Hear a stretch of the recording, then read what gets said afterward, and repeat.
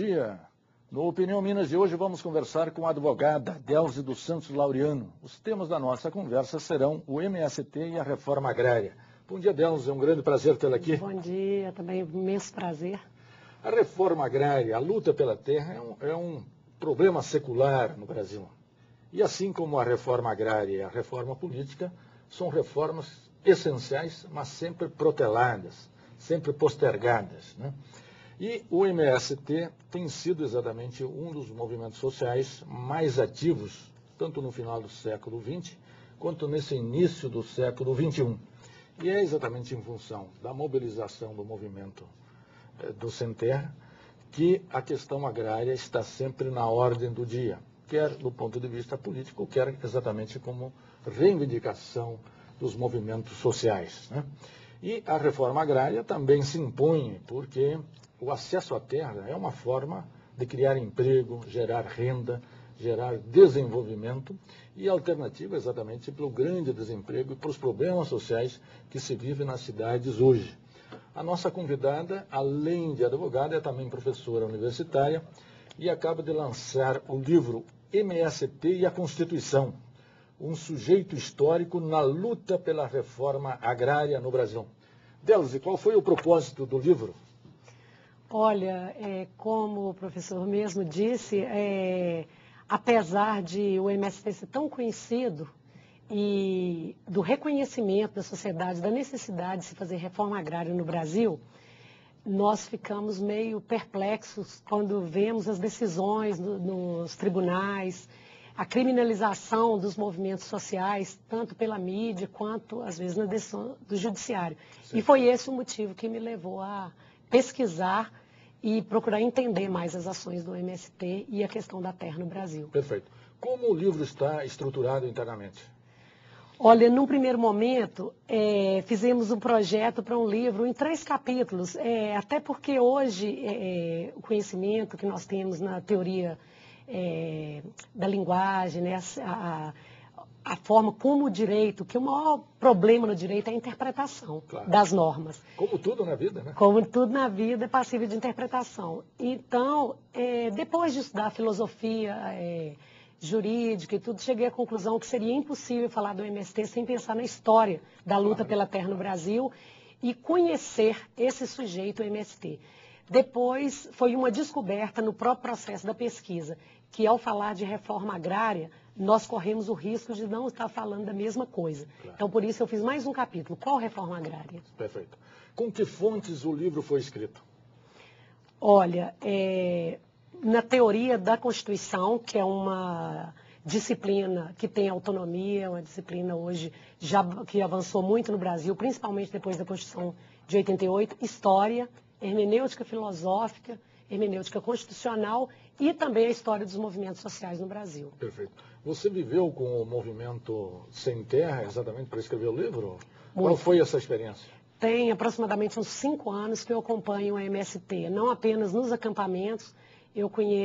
Não conheço muito fora de Minas Gerais, até porque é uma pesquisa dada como individual, com limitação, mas eu conheço o MST em todas as regiões do estado de Minas Gerais. Já fui em marchas nacionais também, e encontros, inauguração da Universidade do MST em São Paulo, e sempre acompanho. Agora, por exemplo, acabei de chegar do 5º Congresso do MST, que aconteceu em Brasília, com 18 mil pessoas. Perfeito, né? Como o livro foi recebido pela crítica? Olha, professor, isso aí eu não sei. Por enquanto, pessoas que não são da área do direito têm me gratificado com comentários, por exemplo, que é um livro de leitura fácil. Claro. Que eles se interessaram pela leitura. Agora estou esperando as críticas duras do público do direito, né? Sim. Que nós da área jurídica somos muito críticos. Mas eu acredito que vale a pena correr esse risco de escrever. Claro. Porque escrever é sempre um risco. Claro. E vamos aprimorando. Eu acho que ninguém faz uma obra da vida. Sim. É um primeiro. Claro. Quem sabe virão outros. E mesmo o movimento está sendo escrito, não é? Eu falo isso, exatamente. Há um plano nacional de reforma agrária, agora entrando exatamente no mérito do livro? Olha, o primeiro Plano Nacional de Reforma Agrária, ele surge num processo de redemocratização do Brasil, que foi suspenso com a ditadura militar. Claro. Quando o Sarney assume, processos diretas já aumenta muito a mobilização dos trabalhadores, não apenas do campo, mas também da cidade. Então existia um plano nacional de reforma agrária.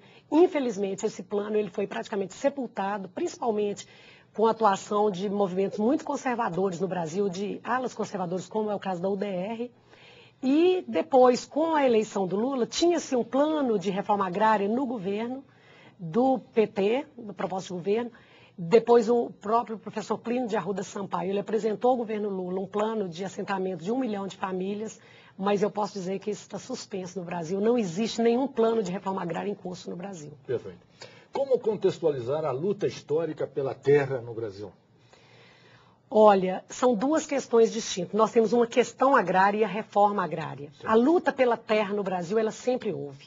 No momento em que o Brasil foi invadido pelos portugueses, o professor Darcy Ribeiro nos dá notícia de em torno de 6 milhões de indígenas no Brasil. Isso é documento dos portugueses. Claro. Porque no Brasil os indígenas não tinham a tradição escrita ainda, claro, a tradição oral.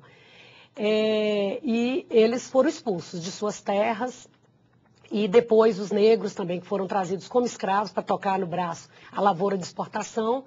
E quando a abolição da escravatura, há também uma luta pela terra. Sim. Mas não podemos falar em reforma agrária. Reforma agrária é um termo que surge na década de 50, quando organiza, principalmente as ligas camponesas, e já é um outro contexto, né, que vem até com 59, a Revolução Cubana, uma reforma agrária feita no México, né, com outros movimentos na América Latina. As ligas camponesas é um marco na luta pela terra e pela reforma agrária no Brasil? Com certeza. Infelizmente, eu vejo que muitas pessoas desconhecem a história das ligas camponesas. E o MST, quando nós pesquisamos o MST, ele se diz um seguidor das ligas camponesas. Por quê?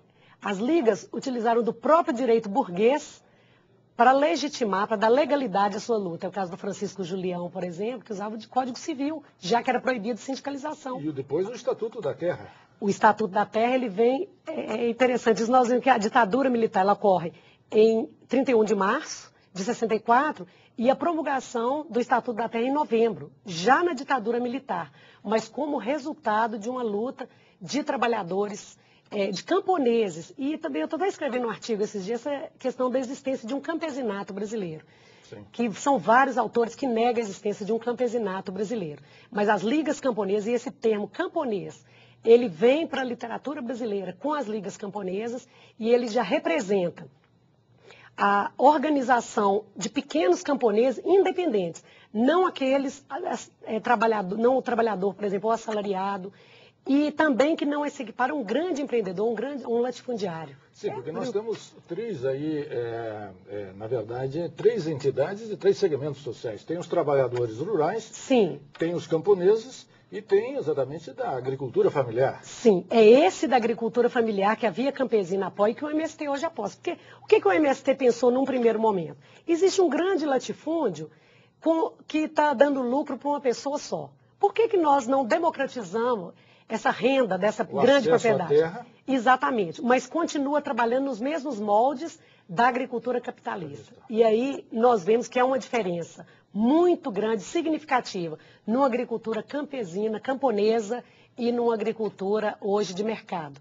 Então, as ligas camponesas, elas inspiram e são significativas. O MST aprendeu demais com ela. Tanto que o MST, ele propunha uma reforma agrária no marco da Constituição. Ele não foge ao que prevê a própria Constituição. Perfeito.